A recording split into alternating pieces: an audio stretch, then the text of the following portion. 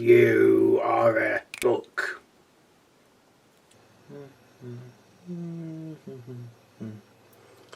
Bum, bum, ba-bum, bum, bum, ba-bum. Bum, ba-bum, bum, bum, bum. Hello, another video for Deadzone Escalation, and this one is about the scenarios. There are 4 main ones in the book.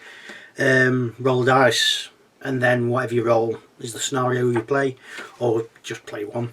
There's then 4 large scale ones, so on roll dice 1 to 2 the first one, 3 to 4 the second one, so on and so forth. And then there's 4 tactical ones, which are basically terminals and death. Again, 1 to 2 the first one, 3 to 4 the second one, so on and so forth. So let's begin. So this one is found on page 10. As you've seen from the picture, you start off in basically corner to corner with one cube out, and then 4 across, and then you've got 4 objective points, 2 near the middle, and then 2 on each edge. The furthest ones are worth 1 victory point, the ones closer in the middle are worth 2. This is a good starter mission. This is basically good for any faction. Obviously some will be better than others in different ways. For instance, the vermin, you could wait around a bit, hold back a bit, and then when people have moved forward a bit much, run forward and rush them. Kind of same with the plague. With the nameless, you could do that, and you also got the things like the Bathomite and the needle drone that can blast people about, and the Bathomite throw ordnance. You've also got the ordnance stuff, which blasts stuff about if your army's got any mortars and anything similar.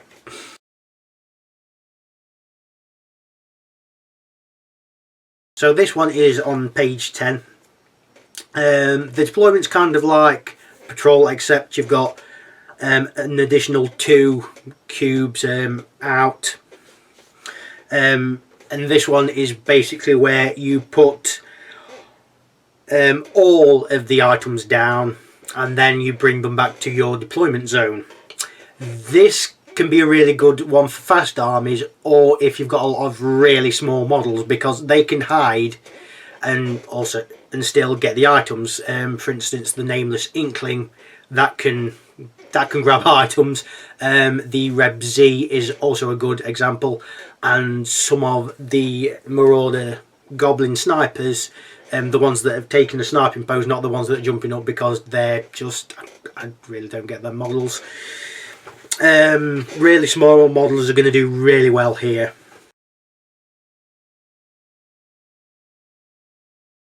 So this mission on page 11 is basically where you've got the whole edge of the whole end of each deployment zone, and you're supposed to get to your opponent's deployment zone.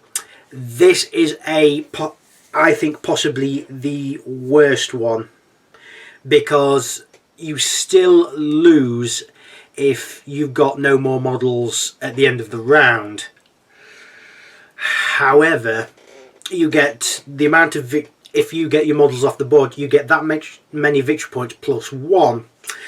So if you're playing Forge Fathers, Enforcers, Nameless, you get a lot of victory points this way, especially if you've got a fair few Goliaths. I mean, 6 victory points dead on there, because your opponent's going to try and stop them. If you run out, chances are, unless you're fighting something really, really amazing, it's not going to matter. They are tough as nails to kill, so this will be a good one for fast-moving armies. Obviously, their main weakness is if they are going to be up against something really good at shooting, they can just stand at the back while the people running towards them get shot.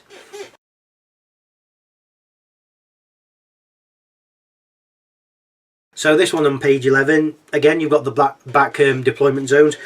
But instead of getting onto your opponent's side of the board, you've got objectives.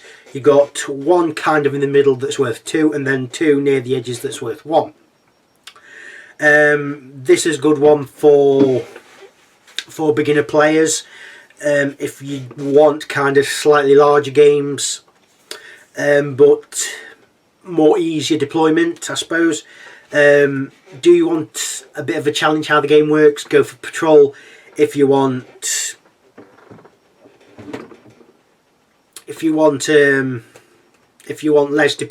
more deployment but less objective things, go for this one.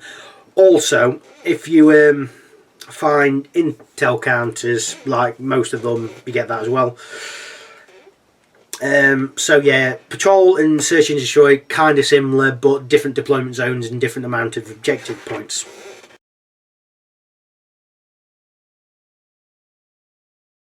So this one on page 12, you have got deployment zones in diagonal corners. You've also got kind of in the middle 4 1-point victory point objective places. You do half in one side and half in the other side. So this is going to be interesting because expensive forces aren't going to have many models. Cheap armies are, and they will probably do well, not necessarily fast but cheap, if you've got a load of zombies, say, if you've got a load of lab technicians, if you've got a load of rebel troopers, that sort of thing. Because the cheaper it is, the lot more stuff there is.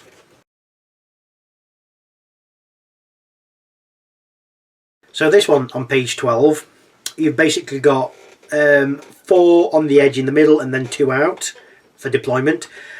And then you've got 2 victory point objective cubes on the edges in the middle. This, I think, it looks on paper like patrol and search and destroy would be good for beginner players, but because of where the objectives are and because of how your deployment is, I think it's a bit too easy for experienced players to get the edge on novice players, so maybe not that one too early on. But for very experienced players, this I think can be a really, really good one. Doesn't matter if you're fast because they're on the edges. You can run to them, but you're going to get shot down if there's something bigger than you or something that can shoot really well. This, I think, is a game of endurance, I think. So this one on page 13 is you've got all the deployment zone along the edge. You've also got a 4-point objective next to your deployment on the next line. And then further out you've got 2 1-point victory point cubes.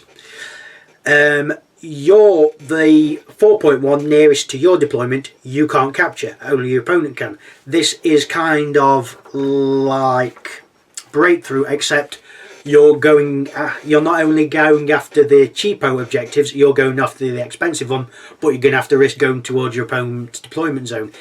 This will be kind of similar to Breakthrough in the sense that fast stuff will do well, but there's more chance of something lying there to protect the 4-point victory thing.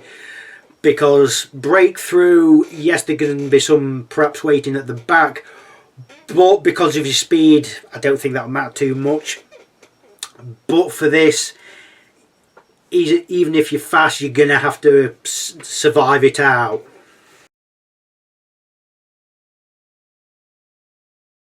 So Occupy.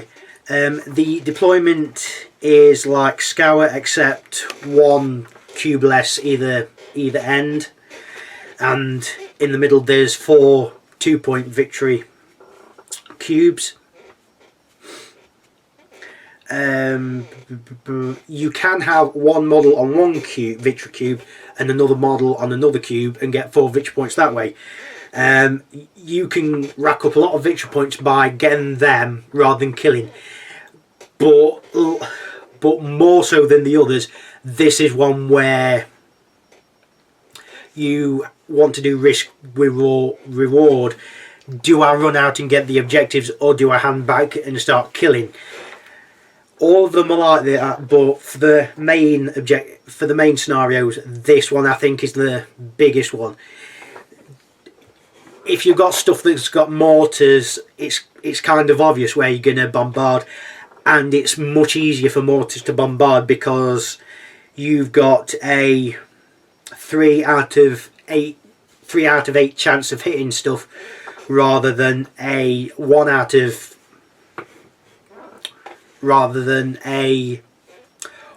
8 chance of hitting something if you're actually on target. It depends on who you play, like all of them, but I think mortars will be a really good one here. So this one on page 14, Shock and Awe, which, as you see by the picture, is one of the first of the two mats put together. Large scale games, as they call them. You've got a big deployment zone. It's basically like a huge patrol, should I say. You've got a much bigger deployment zone. All of the objective areas are 2 points rather than some 2s and some 1s. Like all the large scale games, it's going to be interesting to see how they work and how you've done on them. I've not played it yet, but we'll see. So this one on page 15 is kind of like Scatter, where you've got an A deployment zone and a B deployment zone. Half your stuff comes in on turn 1 and the second half comes in on turn 2. You've also got some 3 victory point cubes and some 1 victory point cubes. This is going to be an interesting one. Maybe fast stuff comes on later and then sweeps in to get the victory points, or does your fast stuff come in first and hopefully keep on the objectives as much as possible? Or do you have the heavy stuff in come on later so you can actually smash your opponent's forces really quickly? So this one, you've got your deployment on this side and your opponent's your deployment zone on this side and your opponent's deployment zone on this side. And you've got a load of victory points in the middle, and then you've got a square with 2 3s right in the middle. From what I gather, with the 3 ones, is you have to have any of the cube in the 3s. Oh no, sorry, I've read that wrong. Any in that yellow cube, you cannot have buildings higher than height 1. So it's basically anything around that edge can be high as you want, but anything in there is going to be low down. Snipers are going to be amazing here, as are mortars. Mortars are going to do fantastic here because of the low level of terrain. You're either going to need a lot amount of roofs, or do you risk not having a lot of roofs and risk mortars and snipers? So this one on page 17. Imagine you split the maps, the mats in half. Your opponent's got this side and you've got this side, watching the camera. And then you've got a load of 1 and 2 objective points. I don't know what to make of this one, if I'm honest. It's just this is going to be probably the biggest endurance one, I think, because you can stay away from your opponent and get the objectives, but your opponent can do the same. What do you do? So you've got the tactical asset missions starting on page 18, and I'll just go through the scenario special rules. Bombardment. The entire battlefield is under siege from indiscriminate mortar fire. At the end of each round, roll 2d8 3 times to randomly determine cubes on the map. A mortar round lands in each of these cubes, affecting the highest cube in the stack. Resolve a frag 2 attack in each cube. This means a hell of a lot of mortars go off, and this is going to be a really hard one to pull off. Hack. If there is no model in the cube with a terminal and there are no enemy models in the same cube, they may spend a long action to hack a terminal and gain victory points as determined by the mission. Each terminal may only be hacked once by each strike team per round. It is possible excuse me, for both strike teams to hack the same terminal. Models with the engineer or scavenger ability may hack using a short action. Model with the hacker ability may hack as a free action. Tactical assets. The battlefield assets being fought over are of such importance that orders are issued to secure or retrieve them no matter the cost. The victory point value of all models is reduced by 1 to a minimum of 0. This is going to be an interesting one because your troops are going to become really cheap, and your expensive stuff is going to be a little bit cheaper. Excuse me. Time bomb. Both sides are under pressure to complete the mission within a fixed period of time before position becomes compromised. The mission lasts for 4 to 5 rounds. At the end of round 4, roll a d8.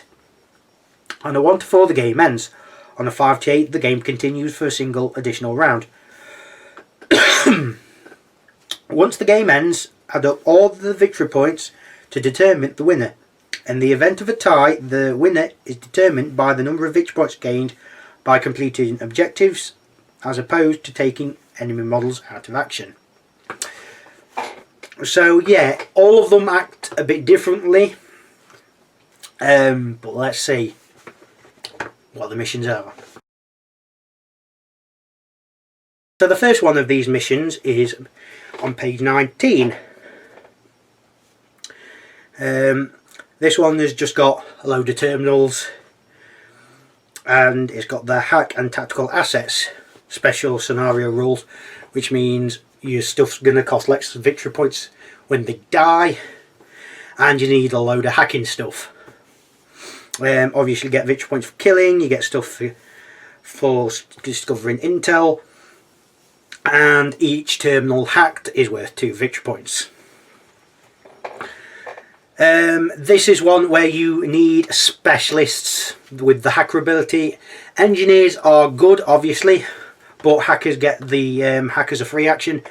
If you've got hack and engineer or scavenger, it'll do well. Z's are a good one for this, but most models with the engineer have got engineer and hacker together. So that's going to be an interesting one for them. I have said in the reviews of the different factions that I don't like engineers.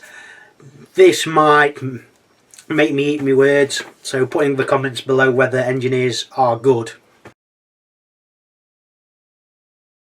So this one, also on page 19, is where you've got the same deployment as Scour, but you've got a yellow thing in the 4 cubes in the centre.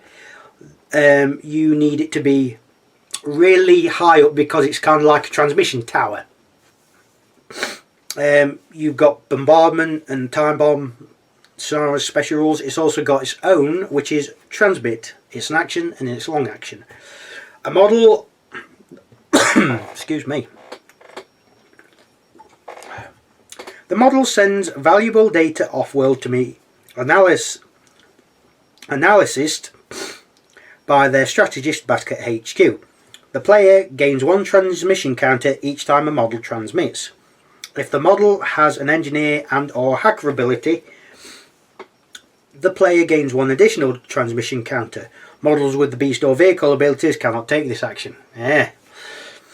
Victory points are not used in this mission. Instead, the winner is the player with the most transmission counters at the end of the game.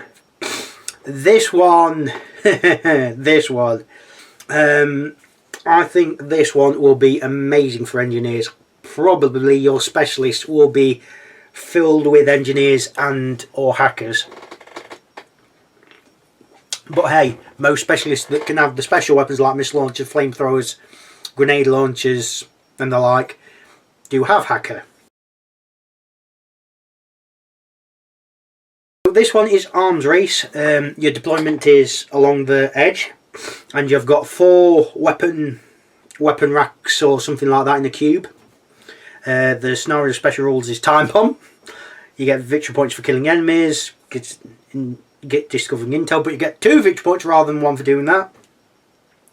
Discovering weapons. Players gain 1 victory point when one of their models finds a weapon from a weapon locker, even if it goes bang. Find weapons.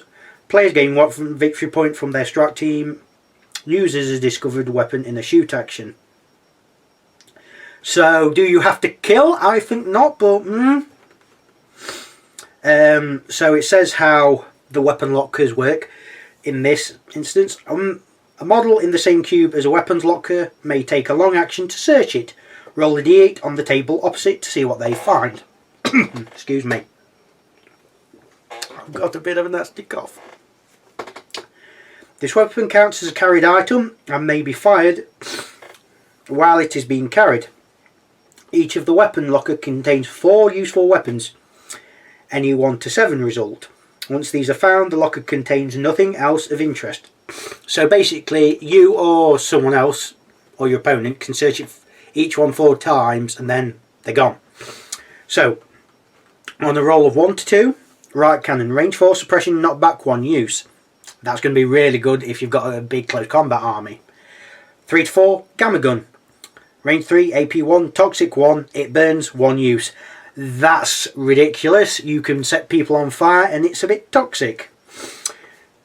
5 to 6, psionic beam. Range 2, AP 10, psychic 1 use. If your opponent's got a lot of striders, say if you're playing Maison Labs, GCPS or Plague, this is going to be a good one. 7, grav lifter. Range 3, AP 1, smash, 1 use. So this means you can either push people away or bring you closer to you. Again, good if you're playing a good close combat army. 8, bang. This weapon is an unstable prototype and misfires. Resolve a frag to attack in the firing model's cube. So basically you've set off a smaller version of the booby trap. But hey, even if you die, at least you've got a victory point. So, win-win, small loss. So the last one of the tactical missions and the last one of the missions is raid the lab. So you've got deployment all along the edge again, and right in the middle 2 sections you've got 4 cubes with C on them, which stand for the medical cabinets. Excuse me. So scenarios, special rules, tactical assets and time bomb. Victory points are gained by killing enemies, standard. Discovering intel, which gives you 2 victory points. Securing serums, players gain 2 victory points for each unused serum carried by the models at the end of the game. Administering serum, players gain 1 victory point when their strike team uses a serum, whatever the result. Excuse me. To collect a serum, a model must be in the same cube as a medical cabinet, with no enemy models, and perform a special action to extract a sample. The serum counts as a carried item. A model carrying a serum may self-administer it as a free action, determining the effect by rolling d8 on the table below. After a serum has been used, it is discarded. Models with the construct ability may not use serums. So, roll of 1 to 2, raid serum. The model gains +1 dice to all fight tests for the rest of the round. That's an interesting one.